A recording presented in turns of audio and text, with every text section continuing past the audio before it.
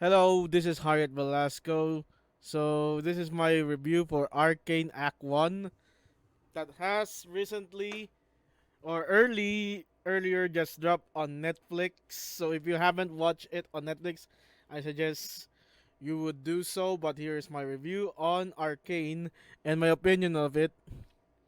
If it's good or not, how does it compare to Dragon's Blood, and yeah. So before anything else, I want you to subscribe to my channel, leave a like because likes are going to be contributing to the algorithm, and they make a major impact on the channel. So without further ado, here's my initial opinion on Arcane Act 1. So Arcane Act 1, it was a wild ride, to be honest. It had a roller coaster of emotions, so to say, myriad of emotions. You see the sisterhood between Vi and Jinx, who is still known here as Powder, which is her apparently her real name, I think, in the lore of League of Legends. I think it was said on the Legends of Runeterra card that there's a card there that is named Powder, and it has Jinx picture on it. So we're gonna refer to Jinx here as Powder for the sake of this act. But however, if Powder transitions to Jinx on the subsequent acts to be released weekly, then we'll refer to her as Jinx. Okay? So we got Vi, Jinx, Milo, I forgot the fat guy. So they are a band of misfits. Vi and Jinx are sisters, and they are under the parenthood, or like adopted by Vander, who is kind of a head guy or a major character in the undercity of the city of Piltover. Piltover is a place in Runeterra. This is where the majority of the arcane setting, and it explores the origins of the hex tech. Hex tech is apparently introduced by Jayce, who has found himself a partner with Heimerdinger's assistant Victor. Victor looks like a Chad here, so we may see the evolution of how Victor became the Victor we all know in League of Legends through the subsequent acts of Arcane. But furthermore, Jayce and Victor's relationship, Jayce and Caitlyn's relationship, Heimerdinger, and his connection with the Academy, and such. You also got a look on Singe here before he gets bald. I think that is explained in the ending of Act 1. And the thing here is, Vi and the gang are a bunch of misfits. They undertook a tip from a person called Little Man to get the scraps of someone from the family of Caitlyn. I forgot the surname, but yeah, they succeeded. But Jinx or Powder managed to get a lot of hex scores. Hex scores are what in the future going to be the foundation of the hex tech era in Arcane. So we're gonna refer to those little marbles as hex cores. They store a bit of magic that will be like weaponized further into the series. So hex cores, some of the hex cores exploded due to powder, and the gang bailed out to the Undercity. And this triggered a chain of events where they met a scumbag called Deckard, who tried to rob Powder of the scraps that they of the haul of scraps that they got from the academy, from Jayce's room. And Powder just threw them up the river just to be safe, and that kind of destroys evidence linking the gang to the explosion incident on Piltover. But still, the investigation continued because this is the academy, and then the sheriffs of Piltover, more likely Marcus and this one girl, are trying to investigate further into the city, which leads to Vander. Vander tries his best to stall the authorities, hiding the fact that Vi and the gang are the ones responsible for the explosion, for the incident, and that's what covers most of Chapter 1. Act 1, Chapter 2 covers the relationship of Jayce, the behind the scenes of the academy. So we see Jayce being expelled from the academy due to experimenting with the hex course. And later in the episode, he met Victor, who is Heimerdinger's assistant and is willing to help Jayce develop magic as a technology for Piltover. Since since Jace's mother described Jace as the range, he was not what was he was not given the major punishment. He was just expelled from the academy. So that's it right there. And the side story here is with Vi and the family and Powder, and then there's a little bit of tension with Powder and the rest of the gang because they refer to Powder as the jinx of the gang. Anything that she is involved with, something bad happens, and this is like the culmination of Act 1 Chapter 3, where everything boils down. The hack stack has been developed by Victor and Jayce, and it was witnessed by Heimerdinger. How did it happen? Well, in order to stabilize the hex cores, they need Jayce's old equipment back in the academy, so they snuck in. Mel, who is part of the academy and believe in the vision of Jayce, helped kinda let them pass through security and got into the room to go and experiment on the hex cores using Jayce's equipment. Remember, Jayce was expelled from the academy. That's why he needs to sneak in to get the equipment, else his equipment is going to get destroyed by like the next day. But since we're dealing with sparkly objects that explode, this has been there are sparks being put outside the window, which was noticed by the Piltover authority, and this is how Heimerdinger saw. In the moment that Heimerdinger broke into the room, the hex tech has been developed and is now stabilized. That's and that is the culmination of Jayce and Victor in this chapter. Now, what about for Vi, Powder, and the rest? Well, in the end of chapter 2, a man named Silko was introduced. He is like the mafia boss of the Undercity, and he conspired with the authorities to capture Vander because remember Vander and the gang has been linked to the explosion that had happened on the academy, or rather on Caitlin's room or something. Yeah, Caitlin is just here, especially and Echo and Caitlin never really got any exposure on the first act.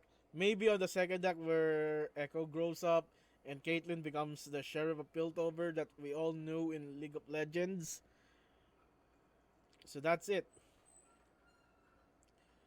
So Vander got and Benzo, which is Vander's best friend and the caretaker of Echo, got nabbed by Silko and company. Benzo died, and then Silko took Vander to his headquarters. He is locked up, and the gang, Milo, Vi, I forgot the fat guy's name, set up onto the rescue. Vi instructed Powder to go to stay put. They don't want to jinx the operation again, but because of Powder's thick-headedness, she went in without the knowledge of Vi. Remember the hex course that Powder took from the academy? She used it on the bomb, on the monkey bomb she was developing. She showed a lot of prowess as a marksman, which is a foreshadowing on Powder becoming Jinx in the later acts. Then this is where the series got into a mature thing. Deckard, the bully that chased Powder into throwing off the scraps to the river in the Undercity. That happened. He became. He is intaking chemicals. And I think this is the chemtech aspect of Arcane. I don't know. Maybe this will be the root of chemtech. Is is Jinx a chemtech? No, Jinx is a sister, twin shot, and sniper in TFT. And Victor is a chemtech arcanist. Well, it's moving on. They managed to break out Vander, but it get gained the attention of Silko. They were expecting the gang, Vi, to rescue Vander, and I think they will kill them off. And spread rumors that Vander and the kids got out of Undercity. That's why they disappeared. They will spread the rumor since they are the mafia. So, in the process of trying to kill the gang, Vi stood up with prototype metal gauntlets and fought up the mafia, give giving time for Milo to unlock the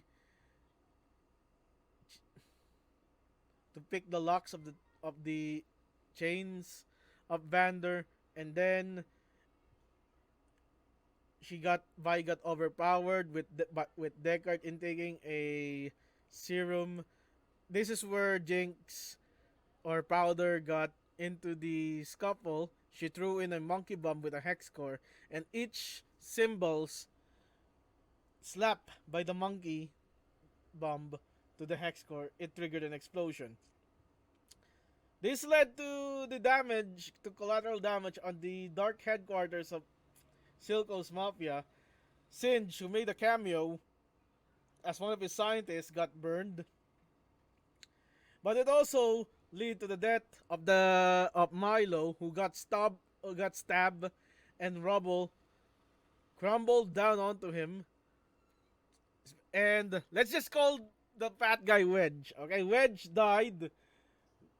Vi got toppled also by rubble, but she survived.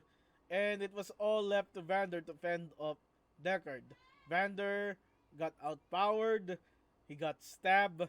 He took some serums on this when he was thrown down off the catwalk to fight off Silko and huge Deckard, and then dies in the process of rescuing Vi. Then Powder shows up behind Vi, proudly saying that she did it, that her monkey bombs work, and it was on Vi's realization that all of those explosions were caused by Jinx, whom she told to stay out of this operation. So it led to Vi being angry, but the last words of Vander before dying is to take care of Powder. This is a tragic conclusion to the first act, and how it will go down to the descent of insanity of Powder into becoming Jinx. It was a huge bridge. In the end, Vi left. No, Vi didn't left. She got kidnapped by Marcus, who is one of the Piltover authorities, I think. And Silko took Powder under his wing. This is, I think, it's one of the better animated shows I've seen this year. I think I'm willing to go as far as Arcane is better than Marvel What If. But how does it compare to Dota Dragon's Blood? I think it's on the same level. Dragon's Blood is all about the mythos of the world of Dota. All the lore is there. I mean, Invoker, the god Salamene, and how the subordinates interact with the lore. That's how I think Dota Dragon's Blood is more universal to the lore of Dota. League of Legends Arcane, on the other hand, focuses on the backstory of some of their heroes. It focuses on the backstory of Vi. It focuses on the backstory of Jinx, who is Vander, who is Silko, introducing these new characters to add to the lore, and I think it worked. Remember, Runeterra heroes. There are a lot of Runeterra heroes, and I think Arcane will be successful in its own right because of the intellectual property. And I've seen Twitter initial reviews. I've seen offline TV saying, when is season 2 coming out? When is season 3? I've seen Lily Pichu say Arcane is one of the best shows that she has ever seen. And I think I can agree with that. It's one of the best shows, better shows shown in 2021. One of the better animated shows. I can go as far. It's better than What If. I think Riot took a bold leap, especially the risk for Victor. They recreated the model. They made him a Chad. But I think in the end, the Victor that we all know, the robotic one, will be at the season finale of this Arcane season. They made Jayce likable. I don't like him in League of Legends. He's like the man of tomorrow. Now he's a sympath. We see him as a genius who tries, who perseveres, who loves science, and I think that's a great character development. I think we need to see a little bit more of Caitlyn and Echo. They're just like there for Act 1. And I think Act 2, when Vi, Powder, especially Caitlyn, are all grown up, the consequences of what happened on Act 1 will be expounded upon. And I think, even for casuals, they must give this this series a watch. So, is Arcane Dragon's Blood without the heart? Fuck that shit, man. We all have hearts here. What do you mean without heart? Arcane is, I think it's good. And that is my review. Thank you for watching. Goodbye.